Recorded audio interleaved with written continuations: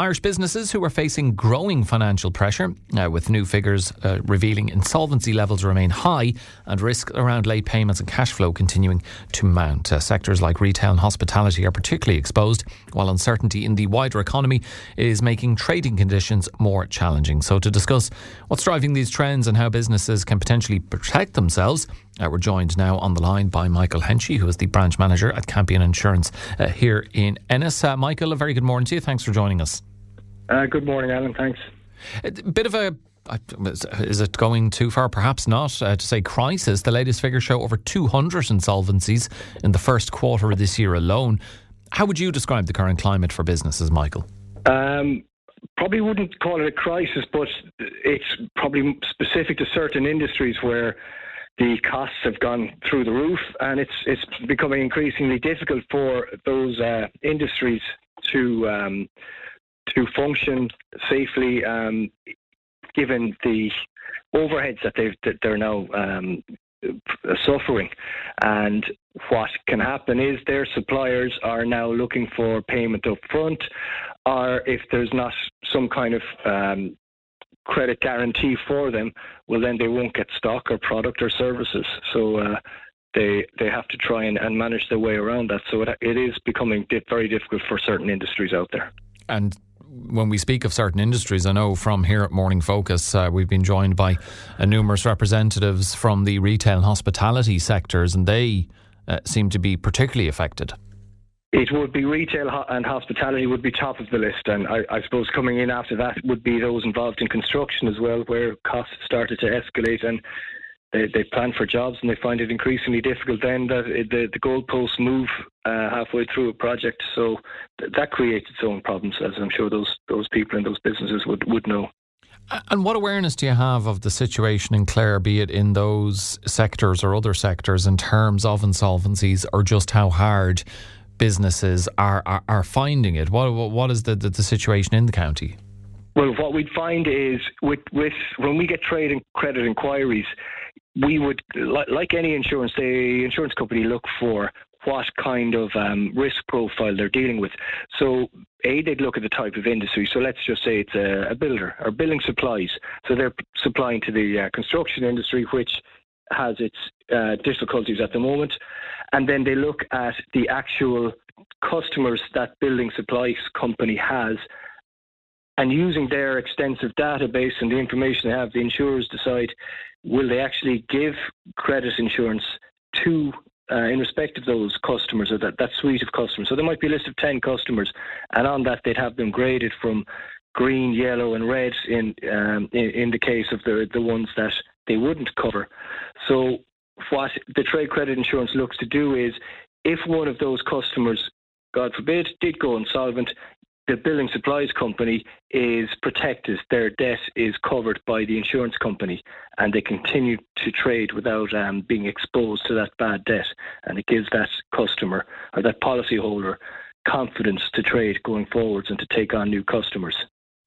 Late payments really is a key issue, Michael. And I would presume for smaller companies operating on tight margins, it's a particularly key issue. I mean, how quickly for businesses of that size or SMEs can one unpaid invoice become a serious problem? Well, once it's gone beyond, I suppose a standard would be 30 days, maybe 60 days in some industries. Once it goes outside of that, it would trigger, for instance, a trade credit insurance claim. And in that instance, the insurance company would have their own people step in and pursue that amount for recovery. So in most events, what happens is the squeaky wheel gets the oil, as they say. That debt is paid as a matter of urgency by the customer who has delayed the payment. So that gives them some kind of protection in that regard as well. And are businesses becoming more cautious about who they extend credit to? They would be. They'd have to be very cautious, given just the nature of events at the moment, the way costs have become, they've escalated, and it's very hard to plan ahead. And one small change can have a knock-on effect down the line in terms of suppliers and goods and services. So, yes, they have to be very cautious. And as you well know, trading on credit it's long been part and parcel of doing business. I'd imagine that's now become riskier. And if so, what mistakes are businesses making when it comes to managing credit risk? Well, not doing proper research, and it's quite a difficult thing to do if you don't have the tools to do it. I can only speak, I suppose, from the trade credit insurance perspective. When you submit the details to an insurance company along with the list of your customers that you want to cover, they would, like I had said before, they'd grade them from green, yellow, red. So when they would certainly give you a warning to say, look, we can't give cover on this particular customer because we can see they have defaulted with another client of ours in the last few weeks. So that would obviously give you a warning that if it's whatever products you're delivering to them, you should get cash on delivery rather than extending credit, or at least proceed with caution when engaging with those particular customers. You've said trade credit insurance is no longer just about protecting against bad debt. I mean, how has it evolved, and how exactly does trade credit insurance help businesses trade with confidence? What happens is the insurance companies would do their risk assessment of the clients that you sent in, or indeed, if you were taking on a new client, for argument's sake, even in the UK where insolvencies have gone through the roof, they would use their own intelligence and database and say, yes, we can cover that client, and up to a level of, let's just say, €100,000, we're happy to cover that client. So that now gives you the confidence to ship goods to that client, safe in the knowledge that if they don't pay within the credit terms, let's just say 60 days, that then the insurance company will step in and cover your debt and then pursue the customer for what they owe.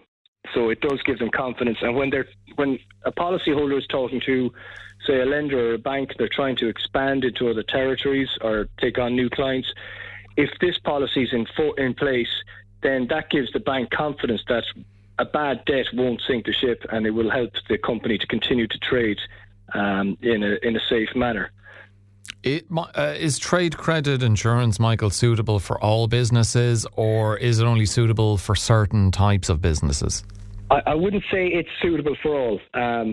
Generally speaking, a smaller business would have they've fewer customers, they've more control, they understand their customer better, they'd have tighter relationships with them, so they're able to manage their situation a bit better. So I would suggest if your turnover was under €1 million, it might not be suitable. If you're a cash on delivery business, then again, or where you can turn off your service if you're not paid, then it wouldn't necessarily suit those particular businesses. But where you're shipping out goods to a customer and you're waiting 60 days to get paid, well then it's one where you would have to consider it. Okay, and in terms of risk management and strategy then, Michael, you've stressed it's not a one-size-fits-all solution. Therefore, what should a good risk management strategy look like for a business?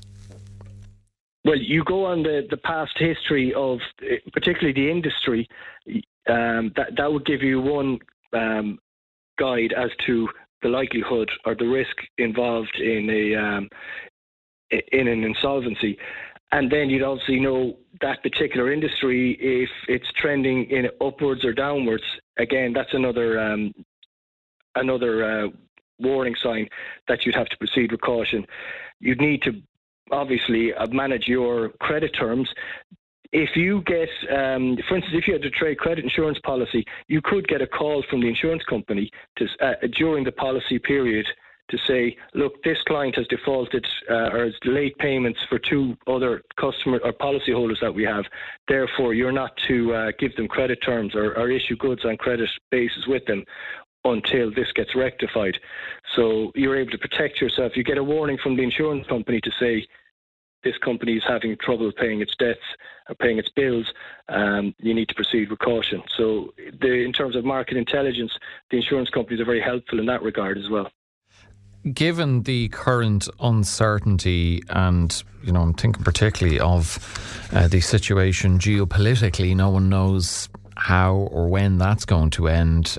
Do you expect insolvency levels to rise further this year, or is it too hard to look too far ahead and see what way trends are going to go?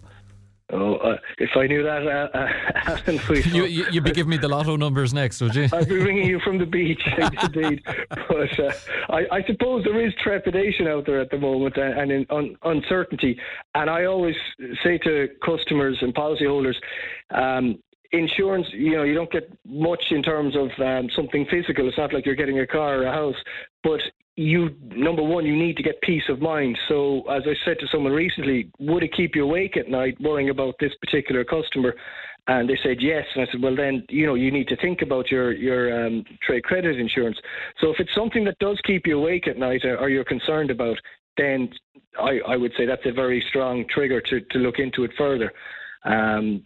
Because people know their business, and if you have a feeling that something isn't quite right or something is changing or coming down the track and you want to protect your own business against it, well then that's where the insurance would step in and give you support. Is there anything else businesses can do to protect themselves against insolvency risks?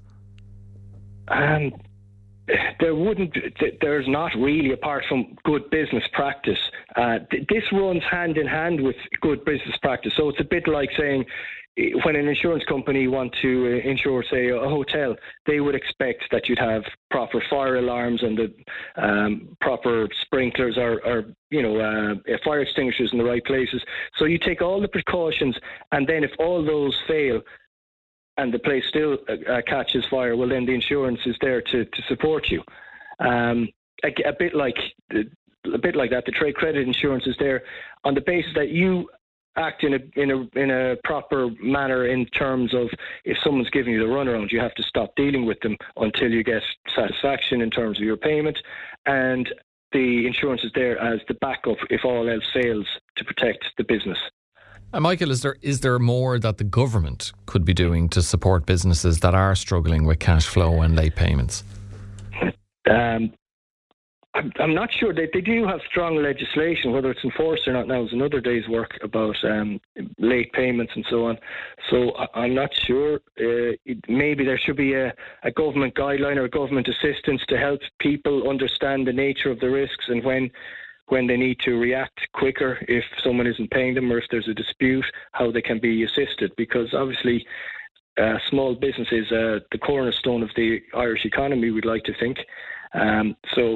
They would need to get more support or more guidance or advice from the state, I would expect.